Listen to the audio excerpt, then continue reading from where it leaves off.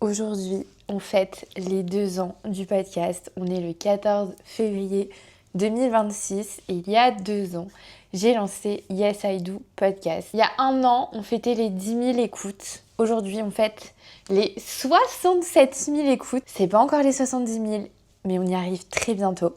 Et du coup, j'ai soufflé ma petite bougie des 2 ans parce que, en fait, il n'y a pas de petite victoire. Et du coup, moi, je suis trop contente. Et je voulais vraiment vous remercier déjà pour votre fidélité, pour toutes les écoutes qu'il y a eu tout au long de ces 2 ans. Surtout cette dernière année où les chiffres ont explosé. On a fait plus que 60 000 écoutes en 1 an et je trouve ça dingue en fait. Et voilà, je voulais juste faire un épisode déjà pour vous remercier. Est-ce qu'on soufflerait pas la bougie en vrai? Allez, j'adore ces petites allumettes de chez les bougies de Charroux. J'aime trop. J'adore. Hop.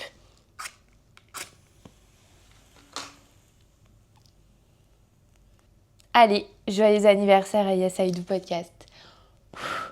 Je suis vraiment trop contente et ça me fait trop plaisir de vous retrouver aujourd'hui pour un petit épisode spécial anniversaire. J'avais envie un peu de vous raconter les prémices du podcast et surtout vous dire pourquoi en fait j'ai lancé le podcast il y a 2 ans. Pour vous faire un petit contexte, il y a 2 ans, j'étais célibataire. Je revenais d'un mois au Costa Rica où j'avais vraiment fait le point sur ma vie.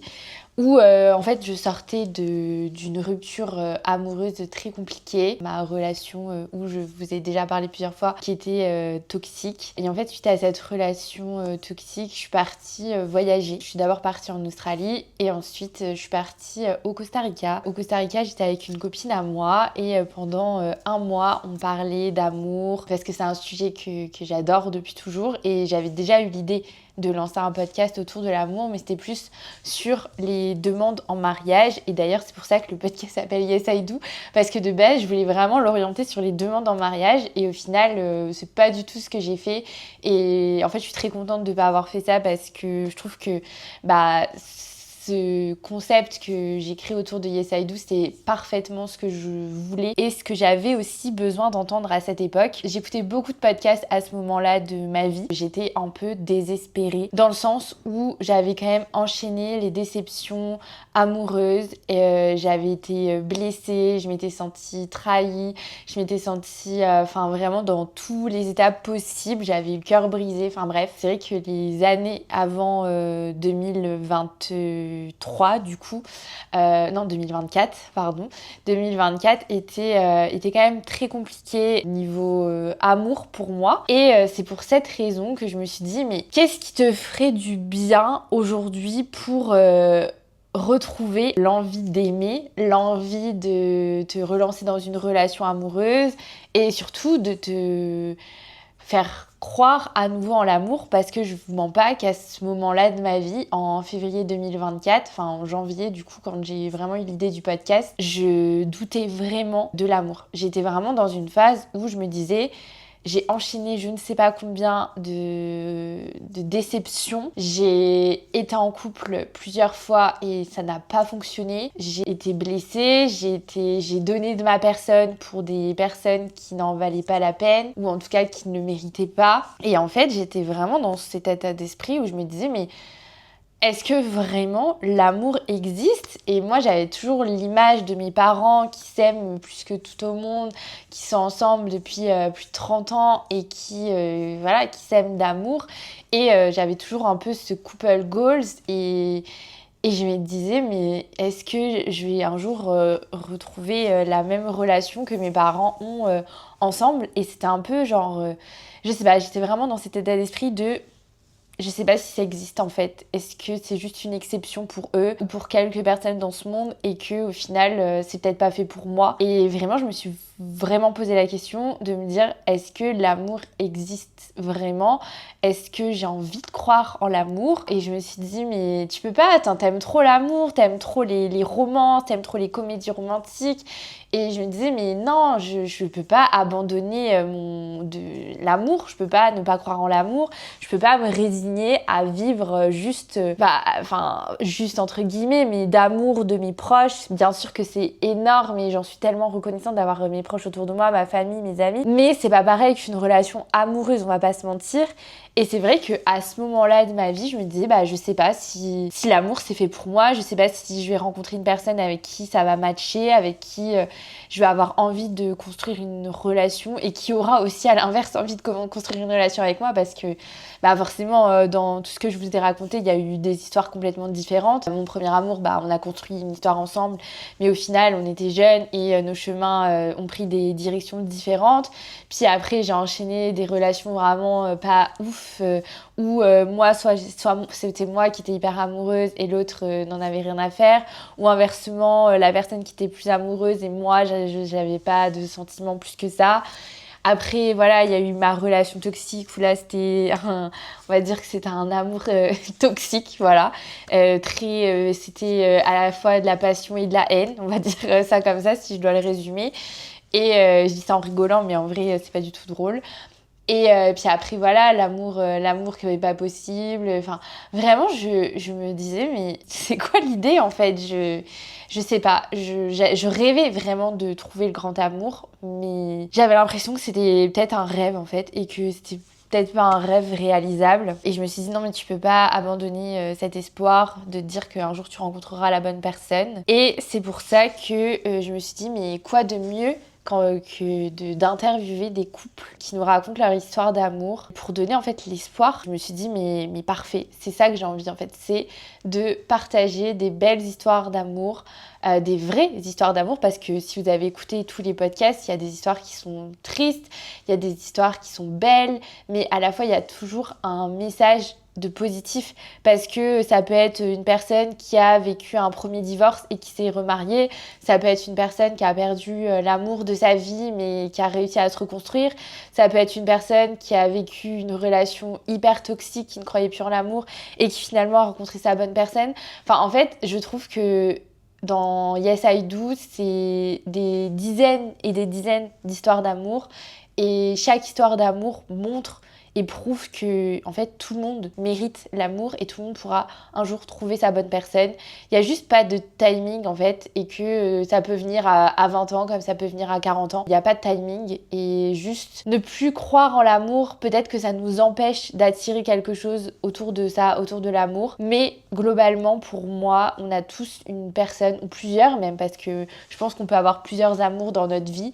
Honnêtement, moi j'en ai déjà eu plusieurs et voilà, ça a construit mon histoire aussi, mon histoire personnelle. Et aujourd'hui, je changerai rien, honnêtement. Même s'il y a eu des choses qui ont été hyper douloureuses, même si j'ai pu avoir le cœur brisé, même si j'ai pu avoir du désespoir, etc. Au moins, je me dis, j'ai vécu des émotions, des sensations. Et aujourd'hui, pour rien au monde, j'annulerai, entre guillemets, une histoire que j'ai pu vivre.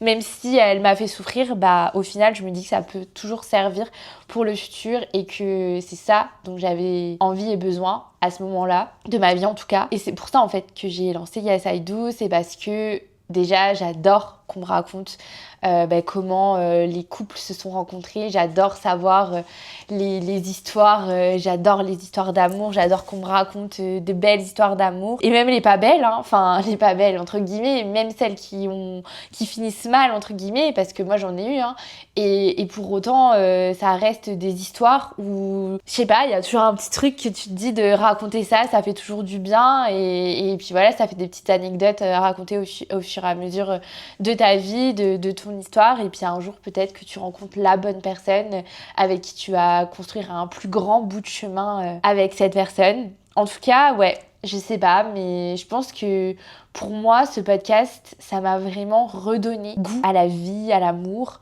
Ça m'a redonné de l'espoir, parce que je me suis dit, si toutes ces personnes vivent de ces belles histoires, pourquoi pas moi? Et puis voilà, ça m'a aidé aussi à peut-être régler certaines problématiques que j'avais autour de l'amour. Ça m'a aidé aussi à partager des histoires que j'ai pu vivre. Et mine de rien, en partageant, en racontant ces histoires, ça permet aussi de guérir une partie. Et je sais qu'il y a beaucoup de personnes qui sont passées sur ce podcast qui m'ont dit j'ai raconté des bouts de ma vie que je pensais pas raconter et au final ça m'a libérée et je me sens mieux aujourd'hui et franchement je trouve ça tellement dingue en fait que grâce à ce podcast, grâce à Yes I Do, il y ait autant de personnes qui déjà m'ont fait confiance pour me livrer leur histoire la plus intime qui soit et également que ça ait vraiment eu un impact positif, que ce soit sur leur vie ou sur la vie des personnes qui écoutent le podcast. Je sais que les épisodes solo aussi, c'est quelque chose que vous appréciez énormément et moi j'adore tourner ces épisodes solo également parce que en fait pour moi l'épisode solo c'est un bout de ma personne, un bout de ma vie que je vous partage, que je vous livre et en même temps je vous partage mes conseils, j'ai l'impression de parler avec mes copines et de donner en fait la réalité, de partager la réalité, de dire que bah oui tout n'est pas tout rose, oui il y a eu des amours à sens unique, oui il y a la phobie du date, la peur de l'abandon, la peur d'être seule, etc. Enfin voilà, tout plein de thématiques qui, je sais, je ne suis absolument pas toute seule à les vivre ou à les avoir vécues. Et je sais qu'aujourd'hui, ce podcast, pour moi, c'est juste un don de ma personne pour vous, pour vous aider à mieux vivre vos relations, mieux vivre des traumas que vous avez pu vivre, vous sentir bien juste en écoutant, vous sentir comprise, pouvoir vous identifier à certaines histoires et vous dire « Ah, je suis pas toute seule » parce que oui, ne pas être seule, ça fait du bien de se dire que on n'est pas seul à vivre une rupture amoureuse, on n'est pas seul à avoir le cœur brisé, on n'est pas seul à vivre mal une relation à distance. Enfin voilà, il y a plein de sujets, plein de thématiques et je me dis que Yes I Do c'était fait pour ça. Aujourd'hui, ça fait 2 ans, j'ai interviewé plus de 60 personnes et chaque personne a une histoire différente, même si des fois il y en a qui se ressemblent, mais chaque histoire est unique et pour moi c'est juste un accomplissement de dingue. Et à côté de ça, j'ai pu développer le podcast sur les réseaux sociaux et aussi partager ma passion pour la lecture à travers mon compte Instagram yesido.bycar. Et voilà, il y a une communauté autour de Yes I Do qui grandit de jour en jour. C'était juste un petit message pour vous dire merci, pour vous envoyer plein d'amour et vous dire surtout que sans vous, ce podcast n'existerait pas et il y a plein de choses qui vont arriver encore sur cette 2e année et plus encore. Et puis voilà, je vous souhaite une merveilleuse Saint-Valentin, que vous ayez envie de la fêter ou pas, peu importe. Moi, je dis toujours que la Saint-Valentin, c'est aussi déjà un message d'amour à soi-même. Et je sais que j'adore, même les années où j'étais célibataire, j'ai adoré m'offrir un bouquet de fleurs ou me faire un solo date. Et voilà, aujourd'hui, même si je suis en couple, je pense que je me ferai un petit solo date ce matin parce que là, je vous le dis, il est 10h38. On est donc bien le 14 février. Oups! On est bien le 14 février, il est 10h39 et je vous fais vraiment cet épisode à chaud parce que voilà, ça me fait trop plaisir et je me disais que j'avais besoin de vous remercier, de vous faire cet épisode-là pour vous dire merci. Et bien évidemment, parce que pour vous remercier encore plus, j'ai préparé un jeu concours qui arrive très bientôt sur mon compte Instagram. Donc je vous invite à me rejoindre sur yesido.bycar pour participer au jeu concours. Il n'est pas encore posté, il sera pas posté aujourd'hui, il sera posté je pense dimanche ou lundi, je sais pas encore, j'ai bien défini la date, mais en tout cas je vous invite à venir vous abonner dans tous les cas sur Instagram parce que voilà, je partage beaucoup de choses autour de l'amour, autour des romances surtout parce que j'adore lire et si vous n'avez pas compris, je pense que vous comprendrez en arrivant sur le compte. Mais voilà, en tout cas sur ce, je vous fais des gros bisous, je vous dis encore des milliers de merci et puis happy birthday to Yes I Do. Bisous bisous.